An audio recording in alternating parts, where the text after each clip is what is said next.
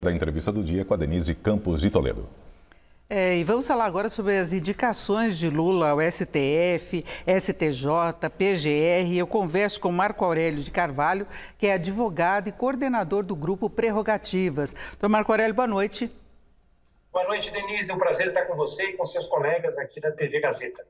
Pois é, a gente vê uma fila enorme nesses cargos que eu citei há pouco. Uma das indicações será para o STF. O presidente já fez a primeira indicação de Zanin.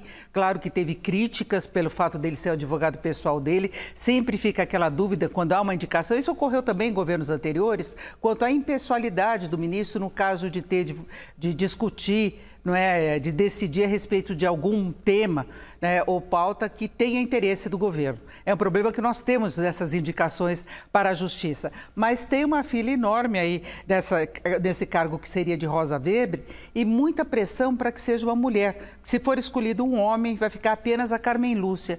Como é que o senhor vê essa disputa toda? O que o presidente deve levar em conta?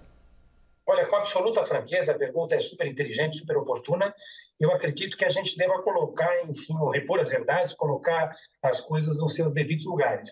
As únicas mulheres que compõem hoje a Suprema Corte foram indicadas pelos nossos governos, pelo presidente Lula e pela presidenta Dilma, a ministra Carmen e a ministra Rosa, respectivamente. E também a maior parte das mulheres, a imensa maioria, esse é um número fácil, enfim, da gente constatar, que integram o sistema de justiça pela escolha do presidente da República, também foram igualmente escolhidas pelo presidente Lula e pela presidenta Dilma. Então, qualquer tipo de pressão, com toda a franqueza, eu acho que é absolutamente inoportuna e descabida. Nós temos que fazer um reconhecimento, aplaudir, inclusive, o presidente Lula por essa postura, porque ele tem um compromisso com um sistema de justiça mais inclusivo, mais diverso e verdadeiramente representativo de uma sociedade pela qual todos nós lutamos. Mas hoje o nosso sistema de justiça é reflexo da sociedade que a gente ainda tem, que é uma sociedade machista, que é uma sociedade racista. Então, nós não podemos, infelizmente, isso é um fato, colocar nas costas do presidente Lula a responsabilidade de, com uma indicação, reparar, digamos, um equívoco que tem tantos anos, né? O presidente acabou de indicar a primeira mulher negra para compor o Tribunal Superior Eleitoral, uma grande advogada, a doutora Edilene. Indicou várias outras mulheres para diversos cargos de tribunais regionais federais das diversas regiões do Estado brasileiro e também para os TREs, os Tribunais Regionais Eleitorais. Ele tem um compromisso com um sistema de justiça mais diverso, mas eu não acho que tem que recair sobre ele qualquer tipo de pressão para essa vaga. Ele tem que atender os requisitos constitucionais, tem que indicar alguém que tenha notório saber jurídico, notável saber jurídico e que tenha reputação ilibada, que tenha espírito público, que tenha um compromisso verdadeiro com o Estado democrático de direito e com as instituições. E é o que ele vai fazer. Mas eu discordo de qualquer tipo de pressão.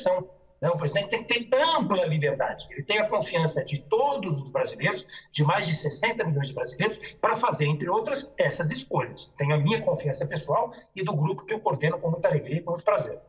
E lembrando que você está se referindo a nós, porque Prerrogativas é um grupo de advogados responsável pela defesa do Lula e que se envolveu, inclusive, contra eventuais abusos da Lava Jato. Então, daí essa identidade com as indicações. E tem dois nomes de mulheres que fazem parte também do Prerrogativas, a Dora Cavalcante e a Flávia Raal, mas tem indicação também de alunos e ex-alunos da Faculdade de Direito da USP, a Maria Paula Dallari Bucci, e tem homens que já fazem parte do governo. Então, aparece o nome de Flávio Dino, Jorge Messias, que é da AGU, o Bruno Dantas, do TCU. Então, quando se fala em pressões, podem ser pressões internas também do partido, não é?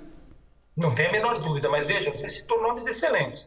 Se as escolhas de fato se recaírem, ou se a escolha se recair sobre esse conjunto limitado, extenso de pessoas, vai ser ótimo. São todas pessoas extremamente vocacionadas para essa missão, que é uma missão extremamente nobre, né? E são nomes excelentes. Você citou a Dora Cavalcante, grande criminalista, a Flávia Raal. Nós temos, inclusive, entre outros nomes, o nome da Vera Araújo, jurista negra, mulher incrível, sensacional. Dois nomes do sistema de justiça, Simone Schreiber, desembargadora do TRF da 2ª Região, revisora da Lava Jato, uma mulher muito combativa, muito qualificada. A professora Regina Helena, que tem todas as credenciais acadêmicas, morais, evidentemente, e é ministra do STJ, que tem toda uma carreira luminosa no sistema de justiça, uma professora, enfim, reconhecida pelos seus pares, ministra do STJ, antes foi desembargadora do TRF. Você tem ministros que você citou, o Flávio Dino, que é um ministro extremamente combativo, é um jurista, extremamente qualificado, seria um belo nome, mas não me parece ter algum tipo de interesse. Da mesma forma, não me parece ter interesse, por exemplo, Jorge Messias, que seria também um grande nome, tem sido um dos melhores ministros da Advocacia Geral da União, tem espírito público, tem compromisso com o presidente, tem uma agenda, na verdade, que tem relação direta com os interesses do país e não está preocupado com isso, não está se movimentando para isso. Nós conhecemos o Messias, enfim, sabemos disso, e você citou o Bruno Dantas, que tem sido, enfim, realmente um belíssimo presidente do Tribunal de Contas da União, tem uma carreira também luminosa na área jurídica, foi do Conselho Nacional de Justiça, que é alguém que tem todas as credenciais para ocupar essa vaga. Você citou alguns, né? Tem outros nomes, tem o ministro Salomão, que foi citado do STJ, tem o jurista Pedro Serrano, o Lênin Streck, que é um luxo.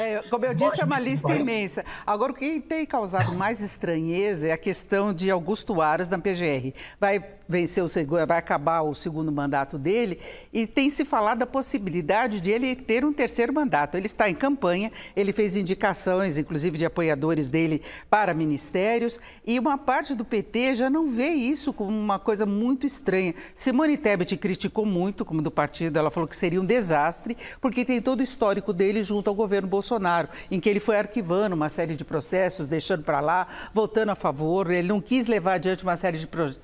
Por que essa proximidade agora e se cogitar o nome de Aras para o atual governo, para a PGR no atual governo, aliás, né? Olha, a gente tem que levar em consideração que a biografia das pessoas é um processo em construção. As coisas ruins que elas fazem não vão apagar as coisas boas que, porventura, elas tenham feito, e vice-versa. Nós temos que reconhecer o legado do Procurador-Geral da República no desmonte de um Estado paralelo. Ele combateu a ação política com efeitos eleitorais do chamado Grupo de Curitiba, que merece o nosso mérito. Mas seria muito difícil, nas atuais circunstâncias, justificar essa indicação. A única coisa que eu posso dizer, nós temos excelentes nomes, como procurador Bigonha, uma pessoa extremamente séria, vocacionada, o procurador Gonçalves, que inclusive está na lista, apesar de estar na lista, porque a lista seguramente, a lista da PGR, da IBR, não é a melhor forma de se escolher alguém, inclusive é um recorte muito parcial e limitado, né, de um desejo da classe. Eu sou contra, inclusive, que o processo de escolha se remeta ou recai, enfim, sobre a lista. Acho que é um equívoco, nós já mostramos isso, temos um passado recente para comprovar, mas é um bom nome, apesar de estar na lista, o Gonçalves, o Bigonha, que eu citei, o Paulo Monet, que também é uma pessoa extremamente vocacionada, né? Então, nós temos também vários nomes para a Procuradoria-Geral da República. Mas, Denise, eu tenho uma única certeza. O presidente Lula não indicará alguém para lhe proteger. O presidente Lula tem espírito público, tem a noção exata da responsabilidade que ele carrega. Ele não quer um procurador para chamar de seu. Ele não vai querer qualquer tipo de blindagem para ele, para a família, para os aliados. E também não vai querer a instrumentalização da Procuradoria-Geral da República a serviço de interesses políticos e eleitorais contra os seus adversários. É um estadista e vai indicar seguramente o Procurador-Geral da República, o novo procurador, levando em consideração esses valores, esses princípios e esses propósitos. Eu tenho confiança plena e cá entre nós, né? É o terceiro mandato dele, ele já fez isso antes, não tenho por que duvidar que vai fazer isso novamente. Nós não precisamos de ninguém para chamar de nosso, né? A imprensa está desvirtuando. Eu estou ouvindo muita gente dizer que nós queremos procurar um Aras do PT. Isso não existe, isso é uma bobagem. Nós precisamos devolver as instituições o tipo do Estado, de indicação. A indicação feita pelo presidente, independentemente do governo, independente da ideologia, sempre gera essa expectativa. Que no caso de ter algum problema, tem lá uma pessoa que tem uma disposição, que tem uma proximidade maior. E a gente pode ter um pacote jurídico de indicações agora no segundo semestre, porque faltam indicações também para o STJ. E também tem muita gente disputando as indicações, não se fala muito dos nomes, vai haver a indicação ainda de uma lista de nomes, né, que talvez o presidente possa seguir. Qual a sua expectativa em relação ao STJ? Olha, é importantíssima a sua pergunta, porque é um tribunal da maior importância para o país, né? Nós temos poucas mulheres ali, tem 4 vagas agora. Numa das listas, que é a lista dos desembargadores estaduais, tem 57 pessoas concorrendo. Excelentes nomes entre esses 57. Mas, por exemplo, a lista da advocacia da onde eu venho tem também nomes excelentes. Mas tem um nome que eu quero destacar, sem nenhum problema. A gente tem posições e eu não quero escondê-las, tenho orgulho, inclusive, de sustentá-las. O nome, por exemplo, da colega Daniela Teixeira, que é uma figura maravilhosa, que lutou muito pelas pautas feministas para empoderar as mulheres no sistema de justiça, foi conselheira do Conselho Federal da Ordem dos Advogados do Brasil, é da OAB do Distrito Federal, uma advogada extremamente qualificada, com muita experiência, a única mulher, com franqueza, não é porque ela é mulher, mas é também por ser e em especial por ser, eu acho que seria uma belíssima indicação. Quero aqui me atrever a sugerir com todo cuidado, deixando claro que eu vou defender qualquer indicação que o presidente fizer. Mas nessas listas, por exemplo, nós só temos uma mulher. E neste caso em especial, eu acho que pode haver um compromisso da nossa parte em relação ao STJ e aos demais tribunais de nomear mulheres, né? E nesse caso ela é única e é excelente, né? Para confirmar mesmo essa participação maior, não é? Mas é isso, eu agradeço muito a participação do Marco Aurélio de Carvalho, que é advogado, coordenador do grupo Prerrogativas. Doutor Marco Aurélio, mais uma vez eu agradeço a participação. Uma boa noite. Alegria estar com você, uma boa noite a você e aos nossos ouvintes. Muito obrigado. Com vocês.